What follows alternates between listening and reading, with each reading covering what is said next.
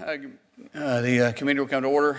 I want to thank everybody for being here. I would like to let everybody know that, obviously this is our second of our fiscal year 2026 budget hearing for the Legislative Branch Appropriations Subcommittee. Today we'll have Dr. Hayden, the Library of Congress, and Mr. Austin, the Architect of the Capitol. I appreciate the willingness and of the witnesses to appear before the subcommittee today, and I look forward to their testimony. Before we turn to the specifics of our budget request, I want to comment on the overall outlook for the fiscal year of 2026. We're looking at a significant decrease in discretionary spending across the federal government, and we must do our part to make responsible decisions in the bill on how we allocate our limited funds. We began this year appropriation process not knowing what kind of increase, if any, we'll be able to accommodate, which makes it even more important that we fully understand your agency's greatest needs and how these requests position you to continue to provide support for Congress. This year, the total budget request for the Library of Congress is $946.2 million, which includes an offset of collections and an appropriations of $9,100.3 million. This represents the increase of $48.4 million, or a 5.4 increase above the enacted level. I support the funding. I understand the funding would support continued investments in IT modernization, including improvements to congress.gov and other library websites and applications, and additional investments in the library's digital capacity and accessibility. The Architect of Capital request for FY26 is over $1.3 billion, an increase of $506.3 million, or a 61% increase above the level provided for the full year CR. This significant increase is primary for project requests, which reflects the fact that the important infrastructure projects have been delayed or phased funded. I would like to hear the impact of delaying some of this work year after year in terms of increasing deterioration of these historic buildings and the growing cost and risk to operate them. Thank you again for the witnesses for being here today. I look forward to a productive discussion and understand your agency's priorities for this year. Now I'd like to turn it over to our ranking member, Senator Heinrich, for any remarks you would like to make. Thank you, Chairman. I look forward to hearing from today's witnesses as we continue our work to prepare a fiscally responsible bill that meets the needs of the legislative branch as a separate but equal branch of government. Thank you to the witnesses providing testimony today and to the folks at your agencies who work every day to facilitate the Congress's work. Mr. Austin, the Architect of the Capitol, plays an important role in keeping the Capitol complex fully functional. As the newly appointed architect, you're the caretaker of the building that embodies our democracy, and it is because of the dedication of you and your staff that Congress can perform its work effectively, and that millions of people each year can access and experience the seat of American government. This year, the AOC is requesting $1.3 billion to carry out its mission, a $506 million increase over the FY25 enacted level. Now, I understand that this increase addresses both salaries and infrastructure requirements. I also understand that you're finalizing a Capitol Complex master plan that will help inform project priorities for the AOC for the next several years. And I look forward to your testimony about the status of the master plan and the resources your team needs to do its job. Dr. Hayden, you bring both a deep commitment to public access and a modern vision for preserving and sharing knowledge of the Library of Congress. You have requested $900 million to support library operations, the Congressional Research Service, the Copyright Office, and the National Library Services for the blind and print disabled. While your request is a $49 million increase over the FY25 enacted level, I understand that the Trump administration recently froze funding for library service programs, and that this freeze may have indirect impacts on your programs. So I look forward to hearing about how this impacts your work and about the resources that you need for your programming in the coming year. I'd also like to hear about the library's ongoing visitor experience project and your work with the architect on this effort. Again, thank you to both of our witnesses for being here today, and thank you, Chairman, for the time.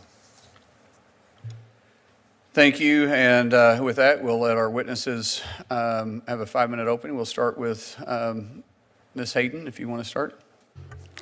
Thank you, Chairman Mullen, Ranking Member Heinrich, and this is an opportunity to provide testimony in support of the library's fiscal 2026 budget request. The mission of the library is to engage, inspire, and inform the Congress and the American people with a universal and enduring source of knowledge and creativity. Above all, the library exists to serve. Service to Congress remains the foundation for the library's mission every day with analysis, policy consultations, briefings, programs, and constituent engagement. I'd like to express my sincere gratitude for the ongoing and extraordinary support that this committee and Congress gives to the library. I especially appreciate the funding you have provided for major information technology IT investments that we are implementing and continuously improving to meet user expectations for greater access and new and enhanced tools. Also, special thanks for your continued support for the library's Visitor Experience Initiative. The library's Treasures Gallery opened to the public in June of 2024, and we're excited to open the library's new education center, The Source, by the end of 2025, in time for the nation's America 250 celebrations. And I'm pleased to report that construction and fabrication for the Orientation Gallery, the third element, is now underway too. Staff are the heart of the Library of Congress, bringing unparalleled knowledge, expertise, and experience to bear for the benefit of Congress and the American people. While modernization and automation have allowed us to expand productivity in some areas and to do more with less, it is worth noting that the library's staffing level has remained largely unchanged since fiscal 2015. And indeed, the library's permanent workforce steadily declined from over 5,000 employees in the early 1990s to its current level of approximately 3,300. It is critical that this relatively low staff level be adequately supported.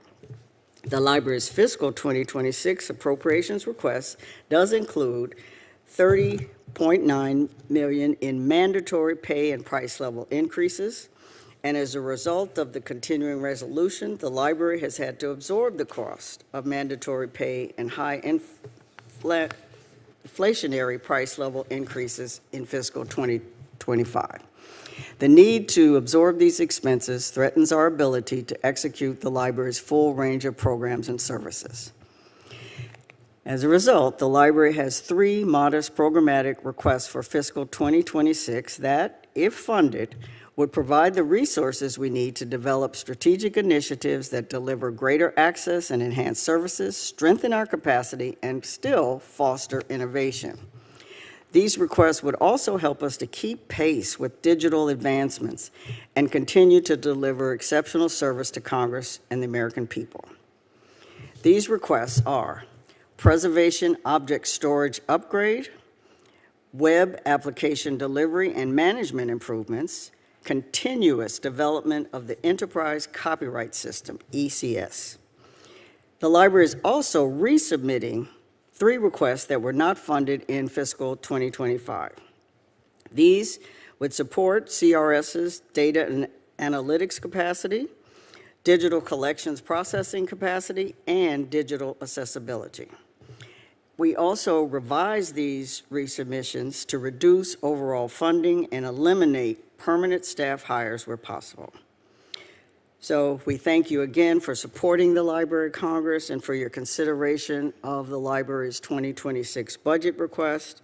The staff of the Library of Congress, many of whom are here today, remain dedicated to our #1 mission of service to the members and staff of the U.S. Congress and the people it serves. Thank you, and thanks for yielding back extra time. We'll be efficient with our time today. Mr. Austin, you're recognized for 5 minutes. Thank you. Good morning, Chairman Mullen, Ranking Member Heinrich. I am honored to make my first appearance before you to represent the men and women of the Architect of the Capitol and discuss our budget request for fiscal year 2026. I would like to thank the members of your staff, particularly Molly McCarty and Richard Braddock, for their expertise and consistent professionalism. I welcome this opportunity to share more about the agency's work in preserving the historic buildings and grounds that inspire our nation while serving the 20,000 daily occupants and the 3 million annual visitors to the Capitol campus. In fact, I am happy to report that the Capitol Visitor Center just welcomed their 30 millionth visitor since it opened in 2008. Before I go further, I would like to acknowledge and express my deepest gratitude to the 2,500 dedicated Architect of the Capitol employees for all of their hard work, which makes it possible for this agency to successfully carry out its mission to serve Congress and the Supreme Court, preserve America's Capitol, and inspire memorable experiences, all of which require around-the-clock care for the 18.5 million square feet of historic facilities, 570 acres of grounds, and thousands of works of art that make up our historic campus. As you know, I began my tenure in June of 2024. It is the greatest honor of my professional career to serve as the 13th Architect of the Capitol. Thank you for entrusting me to serve as a steward of the historic and vital buildings that make up the U.S. Capitol campus, ensuring their preservation, functionality, and safety for generations to come.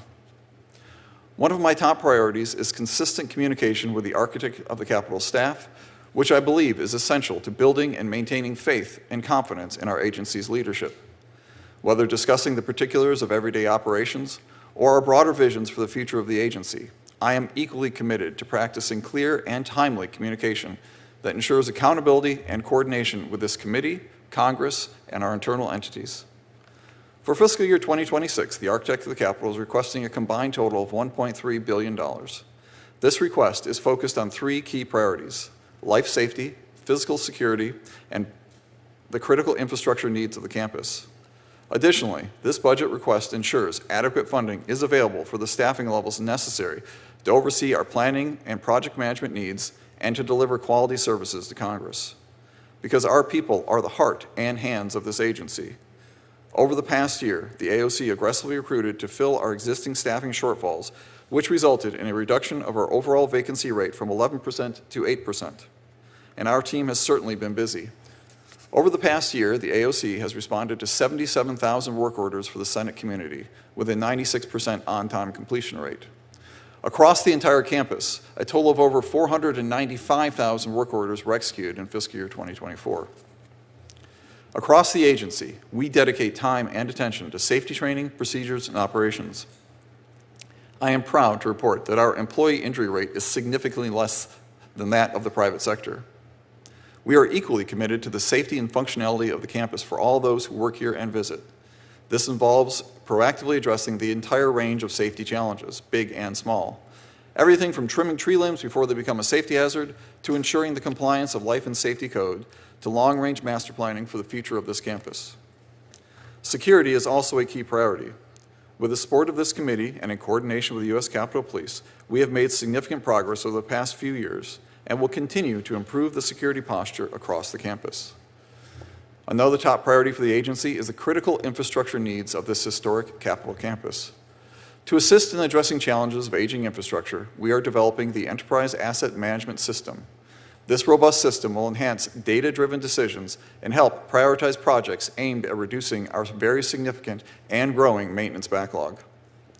I recognize the importance of a well-coordinated, holistic, multi-year approach to facilities management, and we are committed to working closely with you and your staff, as well as the U.S. Senate Committee on Rules and Administration, to ensure the Architect of the Capitol meets the needs and expectations of the U.S. Senate and the American people. With the support of Congress and an incredibly talented and skillful team, I am proud that we have accomplished much over the past year, and I look forward to the success of future projects. The FY 2026 budget request is not only critical to facing the challenges posed by our aging infrastructure, but also ensuring we account for the future needs of this campus. Chairman Mullen, Ranking Member Heinrich, and members of this committee, thank you again for your continued support and consideration of the Architect of the Capitol's budget request. I am honored to be here and look forward to your questions.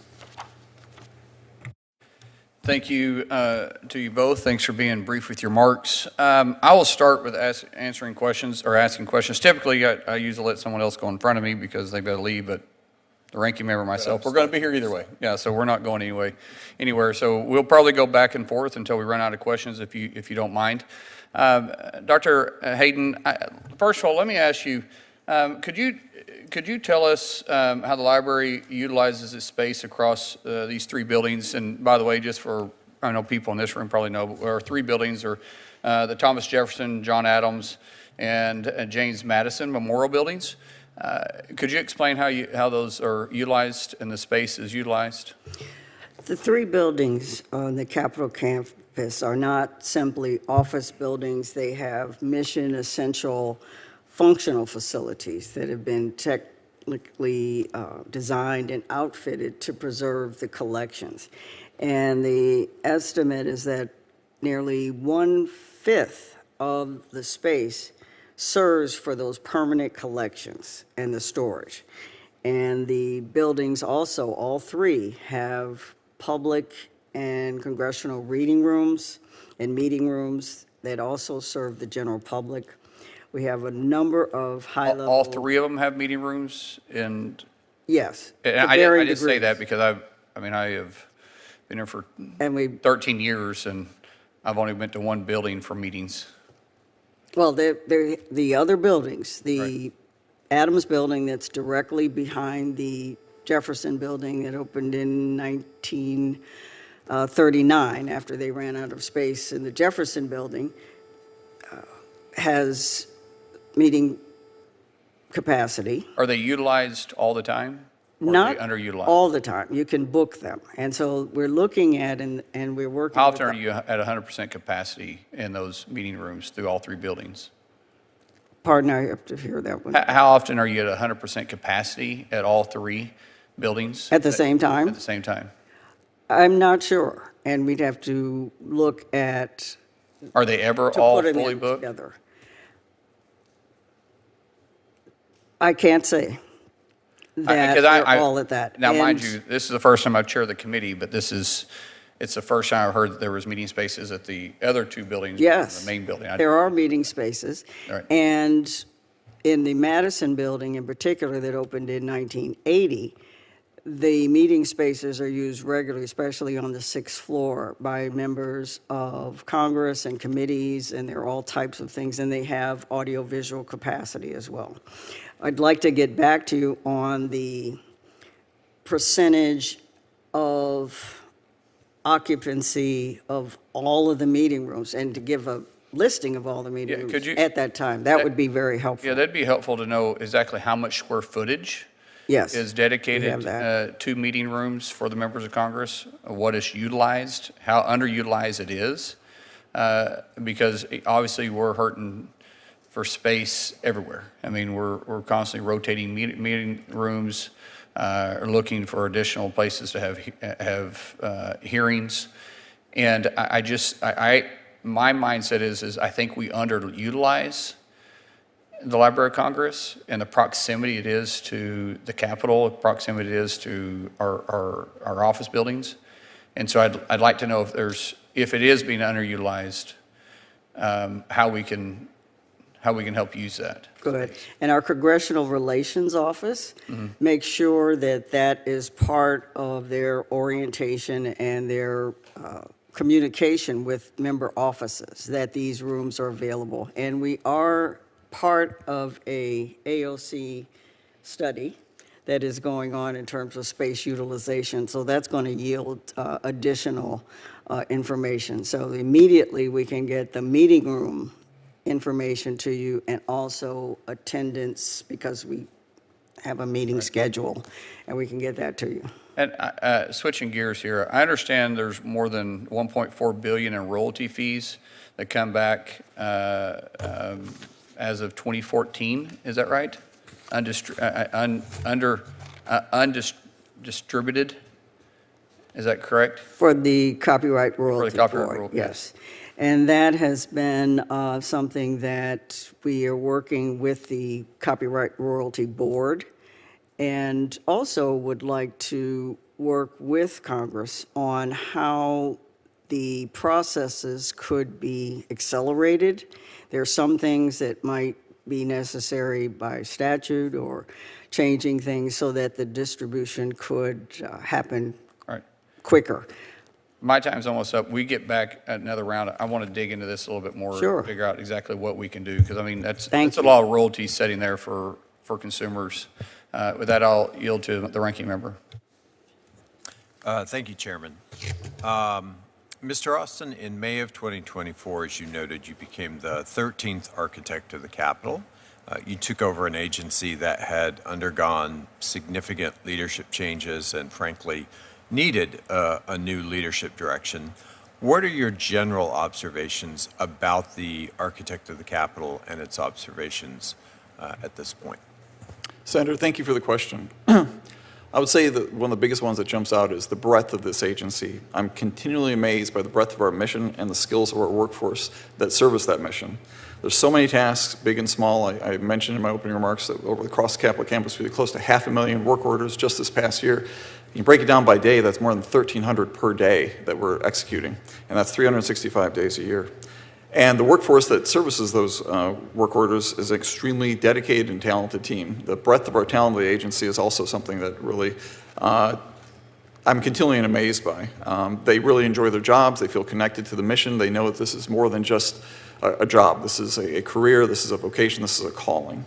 You know, and I look at that especially in folks at the Capitol Visitor Center and the Botanic Gardens, kind of that first public face for our visitors when they come and see these great spaces and the enthusiasm that they present the collections and tell the history of of our buildings, which probably should bring my next observation about our buildings, because we do have an amazing campus, but it is aging. We have too much deferred maintenance, and some of our facilities are in desperate need of a full renovation. The daily maintenance I spoke about just a moment ago, I think we do very well with that. I think we have good responsiveness rate. We have a 96% on-time completion rate for the Senate community. But it does take a lot of day-to-day Band-Aid type repairs in order to keep the Capitol campus functioning for the needs of Congress. And communicating those issues is something that I've noticed since I've been as part of the agencies. I don't think we did a great job of in the past. I don't think we'd be able to communicate our facility condition assessments and indexes to the members in a way that they can understand the fine line we walk between functionality and budget and the appropriation cycle. So when we're talking about building revitalization and a holistic approach to facilities management, I don't think we've done a good job of messaging that. And that's why I'm trying to address that, as you alluded to your remarks, Senator, about the master plan, is that we are taking a look at the long-term issues for this campus over the next 20 to 50 years. The last master plan update was in 2012. Normally these are done in every 5-year cycle, so we are very, very far behind. And I think I understand why. It wasn't just the leadership turnover you mentioned, Senator, but it's also just because this is a hard problem to get your arms around. It's pricey. We have a lot of stakeholders in Congress that we're trying to address their needs.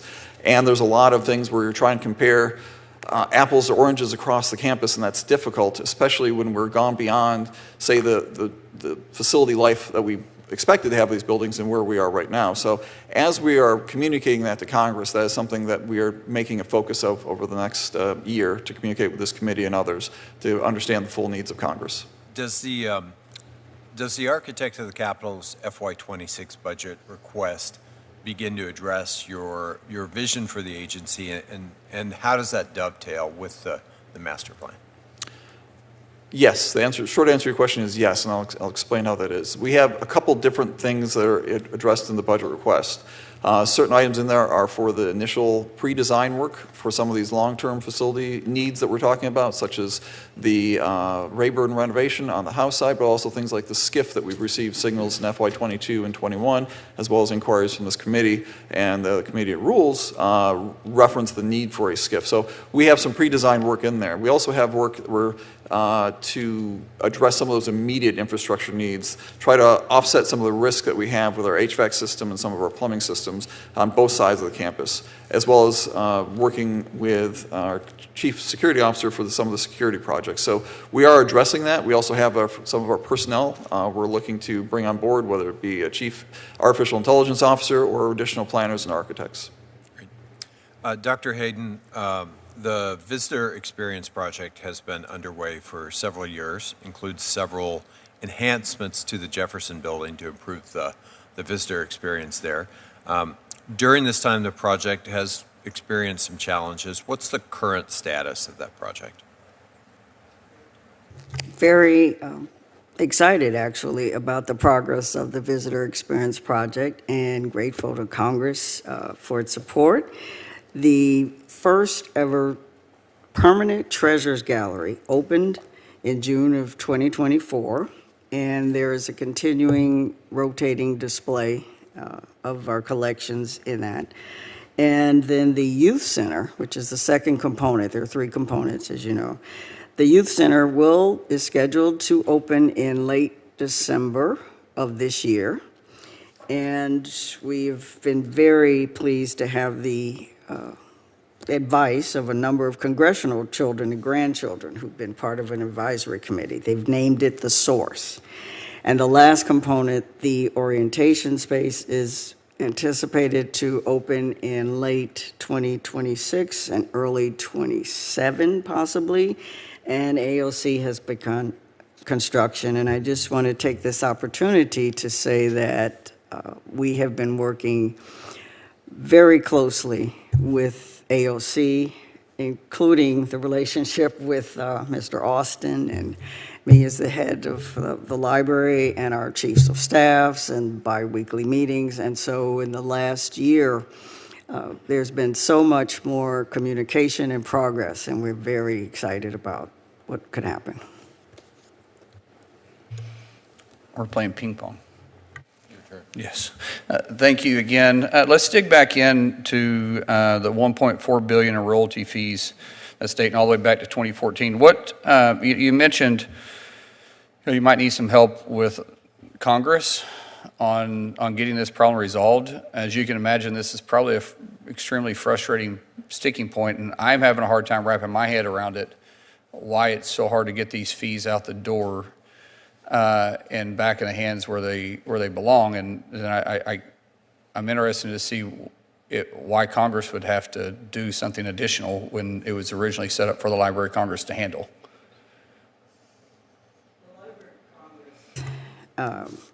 Through the Copyright Royalty Board, we are the administrator of the process. And there are many formal proceedings there that are involved. So people, for instance, or companies can litigate, they can appeal. And so that process is one that the Copyright Royalty Board is really looking at, about setting, for instance, things like a time limit, saying that you have to resolve this by a certain time. And that could be something that would help quite a bit. How long have you been looking at that? It doesn't seem like, I don't think Congress needs, we don't have to give you the authority to do that. You can set that Some yourself. of the aspects, and we can provide more detail on this for the record and would like to engage on this, of what solutions might help move the process along. So that would be very helpful. It could please get back to us on that. And the reason why yes. I say that is because, the way we structure our fees right now, if I'm misunderstanding this, the way that we structure our fees right now for copyrights is that we charge a certain fee, but really Congress is offsetting some of that. And I if I'm not mistaken, you have noted that the Copyright Office lists one of their priorities for this fiscal year is to conclude a fee study of copyright services and prepare an adjusted fee schedule for submission to Congress. And if we're going to raise the fee, which I would like to do that, because that way it would more reflect what it actually cost Congress to do, rather than taxpayers paying for a copyright to be put through, we would be able to have the person asking the copyright to actually pay for that fully. If we're able to do that and offset the cost, then we probably need to be better at getting the royalty fees out.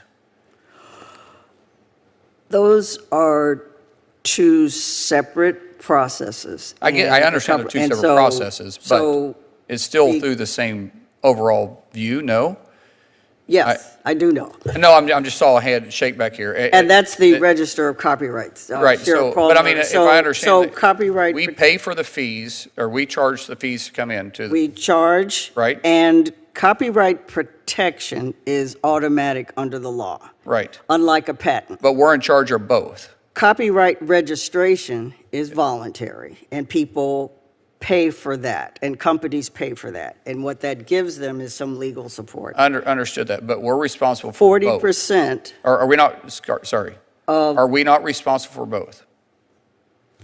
yes. Okay, and so we For take the the fee. Copyright Royalty Board, which manages the output of royalties Sure, but we charge, for to register it. copyright registration. right, we charge for that, and we accept the money, but we're having a hard time giving the royalty fees out.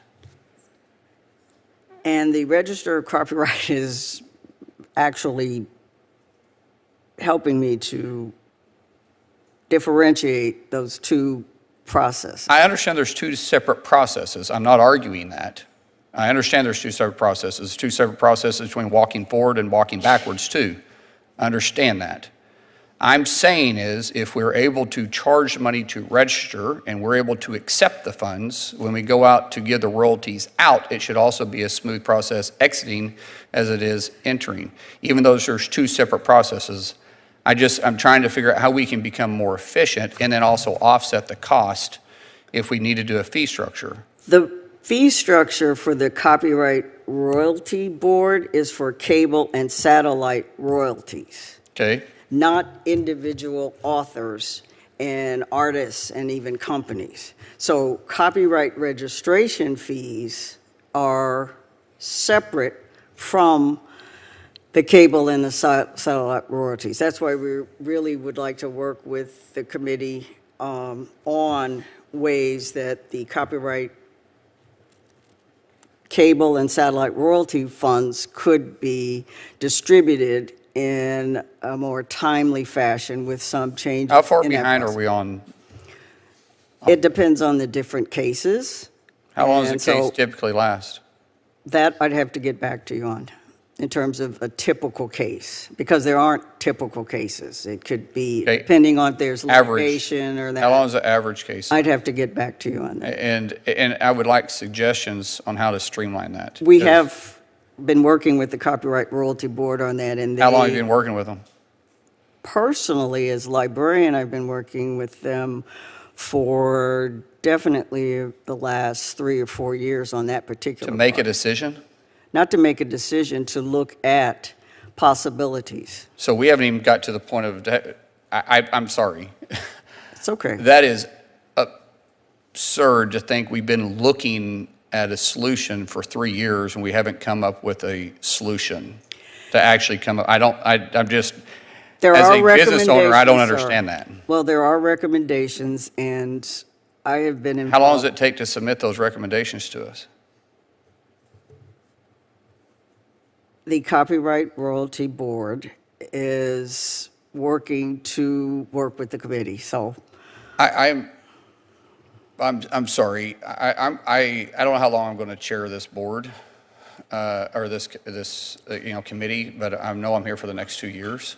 I can't tell you what's going to happen after the midterm, but I suggest that we really work hard to get more efficient. That's unacceptable, taking 3 years to just come with a suggestion.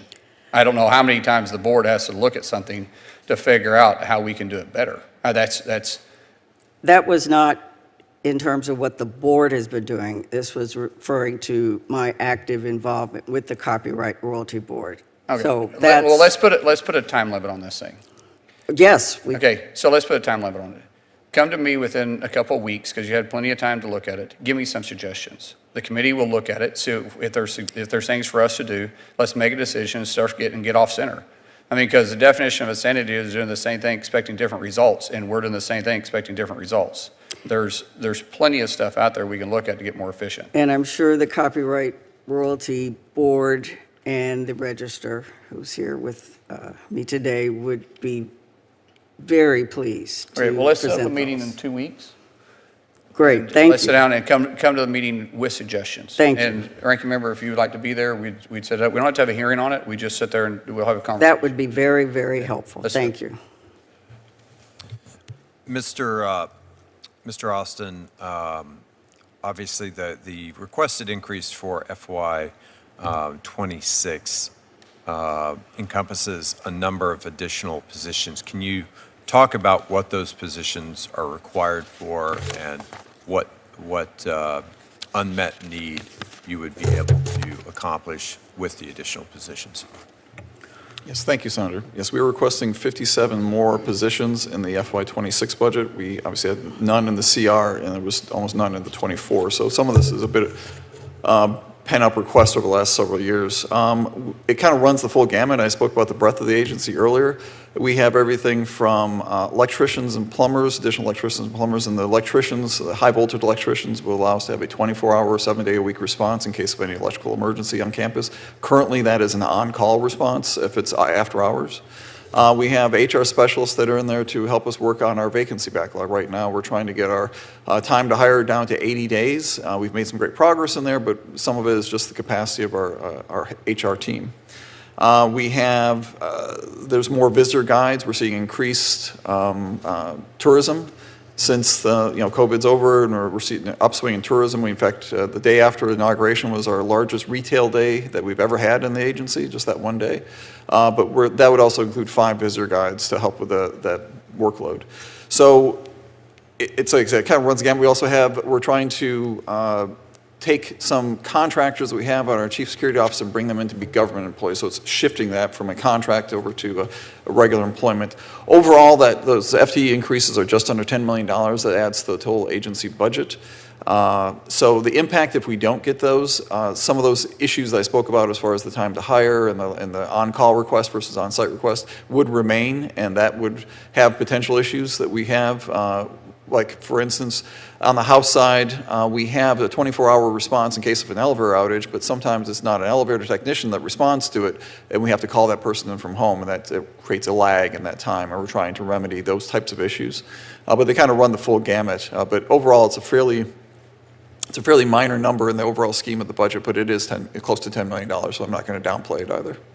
I'm curious, let me just say, I'm always amazed at the quality of work that your staff does. It's remarkable. How do you hire and find the skill sets to be able to do the kind of work that you do supporting the Capitol? Thank you again for that question. This is another one of those kind of depends on where we're going with this. Because we have such a breadth of skill sets in the agency, we do things, we've done partnership with some professional associations, some trade schools to get the word out. Obviously, we use USA Jobs just like everyone does, but some of our skill sets are pretty niche. Yeah. Decorative plasters, decorative painters. Some of that we grow internally. We take someone that has come from, say, a labor or custodial role. They come and do an apprenticeship in our paint shop or our carpentry shop, and then they work to gather those skills. When it comes to like electricians and plumbers, we work with we advertise with the unions and some of the trade groups out there. Engineers and architects the same way, partnership with SAME or AIA, depending on what skill set we're looking for. We advertise with them. Going to job fairs, it really runs the gamut. But because our skill sets, many of them are very niche, some of those we grow internally. Talk to me about the process that you went through to decide what infrastructure projects would be included in the FY26 budget submission. So project prioritization, we look at 3 driving factors. Number one, I can break down to risk, importance, and how it affects our deferred maintenance. And we look at risk, it's the risk of the system failing and what impact that would have on our congressional stakeholders. So some of our components are quite old. Many are well beyond their design life, and we're putting them together with minor repairs, and they need a major repair or major renovation and refurbishment, like I talked about with the master plan earlier. Give us an example or two of that category. Sure. So the air handling units in the Rayburn building, they're the originals, 60 years old. Originally were designed for probably, I'd have to check on this, but somewhere around 30 years is typical in those homes, 20 to 30 years, so we're well beyond those that design threshold. Some of our components we have to custom make because they don't make those parts anymore, so we have to fabricate those internally, or we have to hire it out, which has long lead times to get those pieces back. So that would be an example, specific one. But it really does run the gamut. We have painting that's deteriorating, plaster that's flaking. We have great people who are working on it, but it is. I spoke to some plasterers the other day. You have definite job guarantees because we have so much of it around here for them to do. Thank Chairman. Thank you. I'll switch to Mr. Austin. How many employees do you have right now? We're a little over 2,500 at the moment, Senator. It varies a bit seasonally. We hire more people, visitor guides and visitor assistants for the summer months because of increased visitorship in the CVC. We have more employees at the moment on the Senate side to affect the Senate moves, but it varies seasonally, but it's a little over 2,500. How many of those are for maintenance purposes? Sure, I think this is kind of a good question. I'm glad you asked it because of our team, about 70% are what we consider tradespeople, hourly workers, wage grade, wage supervisors, wage leaders. That runs the gamut from things like custodial laborers, plumbers, carpenters, sheet metal workers, pipe fitters, all those kind of things. So that's about 70% of my workforce are the hands-on labor force that does the work around the campus. About 15% are what you consider professional trades, engineers, architects, legal, safety professionals, and so about 15% would be as support functions. On subcontractors, how many subcontractors do you have working on the complexes? I would need to get back with you an exact number, but we usually have on campus, depending on the project, we probably have around an additional 500 contractors that are working on campus based on, the prime contractors. For maintenance purposes. Oh, for maintenance purposes. Not building. Okay, not not for rebuilding buildings. McCannon. Very few. We have some assistance with elevators because of the workload, and we have some in a few other areas, but relatively few. At the power plant, I noticed you had quite a few working there. Power plant's almost exclusively run by government employees. Yeah. So that we have contractors out there doing some of the work on our construction projects, and some of those things, like we had a tie around one of the smokestacks out there that had broken off and that was made structurally unstable. Right, That was I saw beyond that. the skill set. We brought in contractors to fix that. So we do have them coming in for one-off missions like that. What about I think when I was out there, I saw them maintaining a burner or Yeah, a chiller. I forget what it was. Yeah, it was probably a boiler is what they were doing since we're coming off a season on those. And so for those, yes, we do have some folks who do, that's not a day-to-day maintenance, that's their, annual refurbishment where they come in and remove the scaling and refurbish it. So the majority of the plumbing, electrical, HVAC, carpentry, that's all done in-house. We're not subbing any of that out? Yes, Senator. So are we behind in hiring people, or are you able to keep fully staffed pretty much? Fully staffed, I'd consider anything over 90%, really. If that's the metric we're working on, then we are about 92% right now as far as our staffing. So What's your turnover like? It's time to hire? Turnover? Oh, turnover. It varies a bit depending on what trade and what personnel we're talking about, but I'd have to get back with an exact number, but it's 4 to 5%, I think, per year. And what's your pay compared to the private market, let's say, for an electrician? So that is something that we are looking at right now. We actually just are in the final throes of a wage grade study where we're looking at how our pay compares to the private sector and to other federal government employers. Because our employees, depending on what sector you're looking at, or what trade you're looking at, we are either comparable or below. We don't have anybody really who's above that level. You're doing a study on the wages for trades? Wage grade study, see about how our pay compares to other federal entities. How long have you been doing a study on that? Because we're looking at. No, I mean, how long have you been doing this? Oh, how long did you say? Buddy, less than a year, I think, less than a year. They're coming back to us they've already given us the results. One of the issues is if we wanted to change the way we do our pay, we have to go to the federal. I understand that. I just think of these studies. Sorry, being a contractor myself, I just sit there and I look at it and I go, I can tell you real quick what my competitors are paying. And these are union employees. And so it seems like you could call the local union hall for pipe fitters, for electricians, and for mechanical and find out what they're paying pretty quick. I mean, that's what you could do that in 30 minutes. And you could, but we will never be paying as high as the hourly rate for. I understand that. I just want to know what the competitiveness is. Do you see if there's because if you're got a 92%, you're hired at 92% right now, and your turnover's pretty low when it comes to trades like that. I mean, you're doing pretty good. Yeah. And I'm just saying that if there's a way for us, if we're behind, if there's a way for us, we need to be looking at hiring more tradesmen. I didn't know if there's a problem. At 92%, I would say there's probably not really that big of a problem for it because I would say the benefits are pretty good. And that way we can get started on this deferred maintenance. Yeah. So that's the overall rate. I'd have to get back to you for as far as the specific trades, because I know there's more turnover, say, of our custodians, and some of our other tradespeople have much higher turnover because of the pay.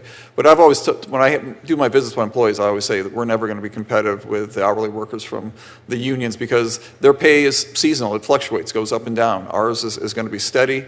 We have a better benefits package that you're going to get from, say, a union job. So we're never going to compete with those on a per-hour basis. But the job security, the fact that they can work in a predictable environment, they're not traveling all over the city or across the country for jobs, that they're getting a predictable paycheck, those have benefits too. They do. And so when we're talking to our employees, and so when we're talking about the wage raise, it was not just that was kind of informing us what the private sector does, kind of we say, call down the union, take 30 minutes. We've done those kind of things, but also talking about the other federal agencies and seeing what we can do about it. Because we are, in the federal government, there is only so much we can do about adjusting pay for our employees. Thank you so much. This concludes the Legislative Branch Appropriations Subcommittee hearing regarding the fiscal year 2026 funding for the Library of Congress and Architect of the Capitol. Thank you, Dr. Hayden and Mr. Austin, for testifying today. The hearing record will remain open for 7 days, allowing members to submit statements and/or questions for the record, which should be sent to the subcommittee by close of business on Tuesday, May 13th, 2025. The next hearing for the subcommittee will be held on Wednesday, May 14th at 3 p.m. in room 192 in the Dirksen Senate Office Building. We will be hearing testimony from the U.S. Capitol Police and Sergeant at Arms regarding their fiscal year 2026 budget. Until then, the subcommittee stands adjourned.